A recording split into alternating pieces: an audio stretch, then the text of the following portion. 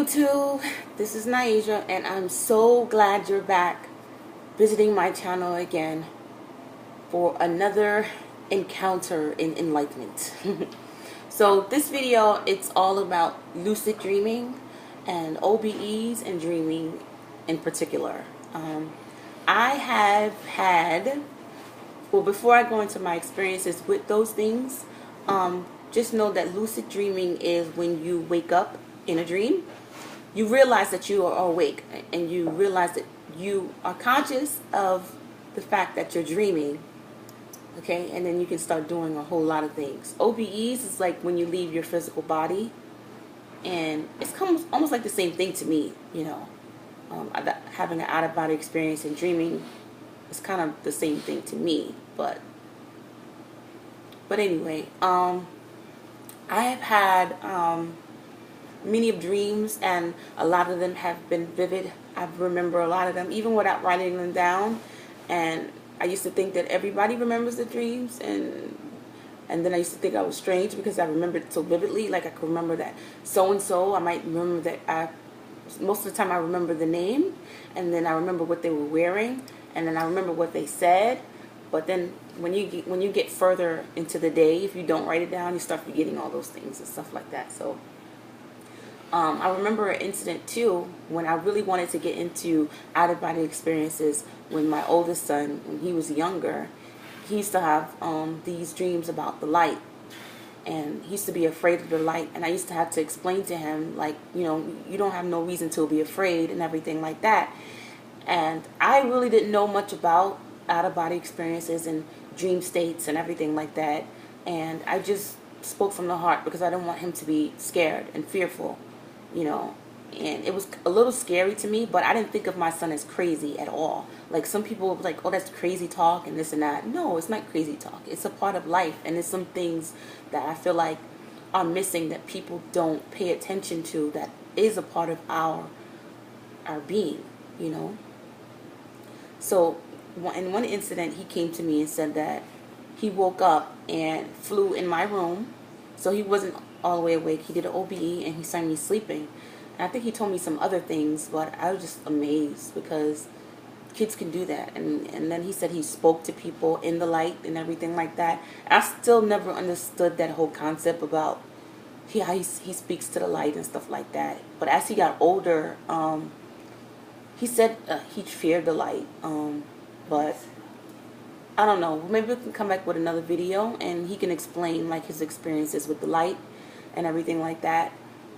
But I know when I spoke to, like, you know, a couple of spiritual friends, they told me that it's okay, that it's nothing bad or anything like that, which I didn't feel that it was anything bad. But you should always go with your intuition. If you feel like it's a bad presence around, or you speaking to something that's drawing that kind of energy, then most likely you're right. I didn't feel like that with him. Like, he's a very spiritual boy. He's very intelligent. But anyway, back to me. I vividly remember my dreams, and I should write them down. I write some of them down, and I feel like when you're lucid dreaming, I think it's a big aspect to the whole lucid dreaming thing, because I feel like there's so much more to it. Like they say how when you go into your dream state and you you reenact something that you want to happen in the physical, and then it manifests.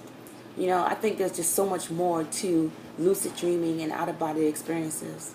Like Robert Monroe, I have a lot of Robert Monroe's books, and he's done a lot of research on out-of-body experiences and everything like that, and how he was able to visit friends and family like across the states, planets, visit other beings and deities and all sorts of things. Whether you believe it or not, it's really up to the individual and your experience, you know.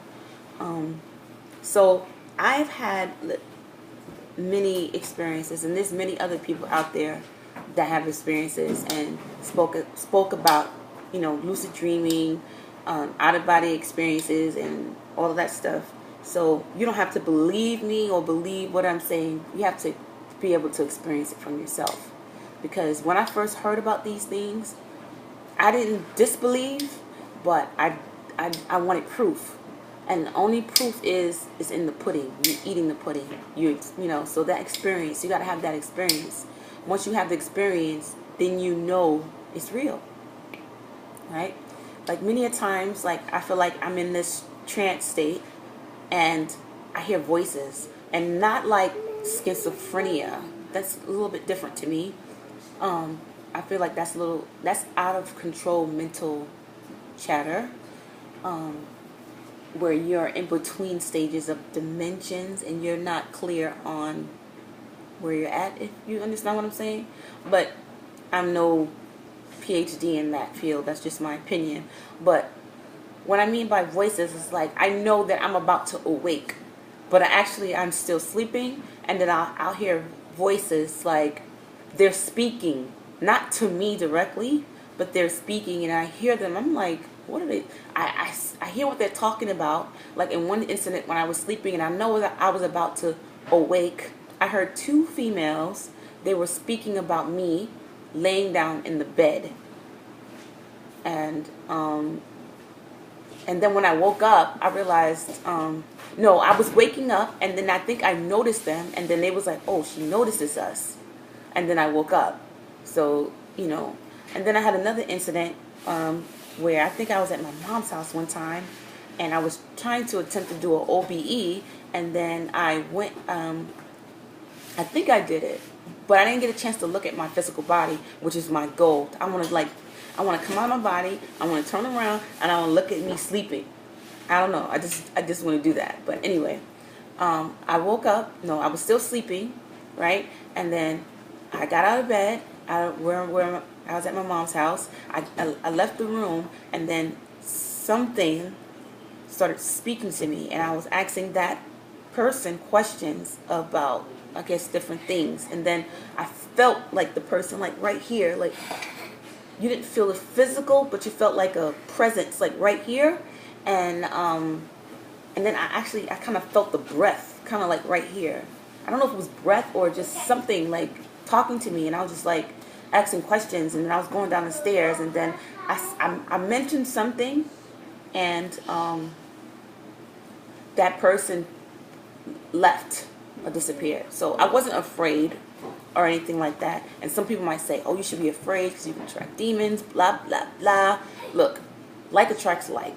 Since I ain't no demon, I ain't attracting no demons, all right? So, I've spoke to my spirit guides before. I've always wanted to speak to my spirit guides. I've always wanted to communicate with them, and it took me a while to communicate with them, and it was always through a dream, and I always wanted to do it like in my physical reality, but it was always in a dream that I spoke to my spirit guides and everything like that. And I should probably write what they say to me down too, but I don't. But anyway, let me know if you've had any out-of-body experiences and your successes on it, and your comments and questions on lucid dreaming as well. If you had lucid dreaming, do you believe in lucid dreaming? Do you believe in outer-body experiences? Let me know in the comment box below. Okay? So thank you so much for listening to my experiences. I don't want to keep this video too long, and I have like a host of other experiences I've had in dreaming and lucid dreaming, even doing the exception thing, not planting another person's an idea in another person's mind, but going layer to layer in a dream and then going back to a dream. So I'll be in a dream, and then I'll go into a deeper layer of the dream, and then I'll go back to the previous dream. Crazy, but I guess we can do one on that too. But thank you so much for watching. Thank you so much for listening to me. And I hope that I'm not the only individual that, you know, can share the experience. Hopefully you can too. So please do subscribe to this channel. And of course, and always, I wish you much health, much wealth, much success, love, and happiness.